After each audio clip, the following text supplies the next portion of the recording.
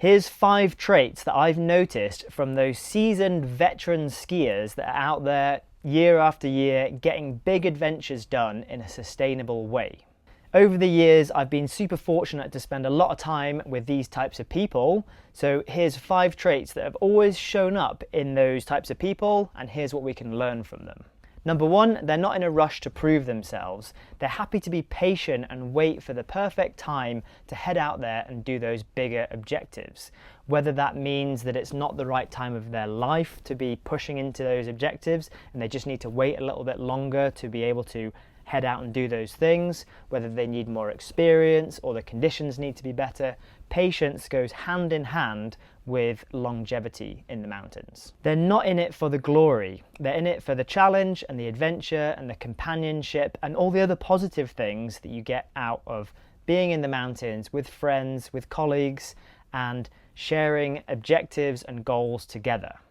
Being in it for the glory tends to lead people down a really bad path of just pushing it and pushing it and pushing it, and that really doesn't lend itself to longevity. These people are highly analytical. They're super analytical of the snow conditions, the avalanche conditions, the weather and the weather forecast, and they're making sure that they're optimizing all those things for those days out, and they're making sure they're giving themselves the best chance on those bigger objectives. Number 4, most of them are very, very fanatical about equipment and making sure that that equipment is well maintained, well serviced, and it's going to serve their needs on that day.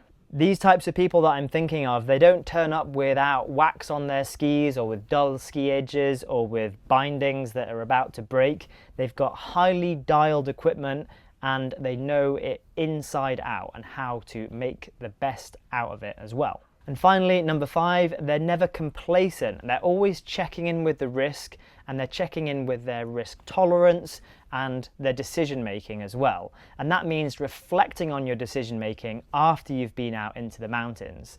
So when you've had that day out in the mountains, you ask yourself, did I make the right decisions? Was I taking an appropriate amount of risk? And is there things that I can do better in the future?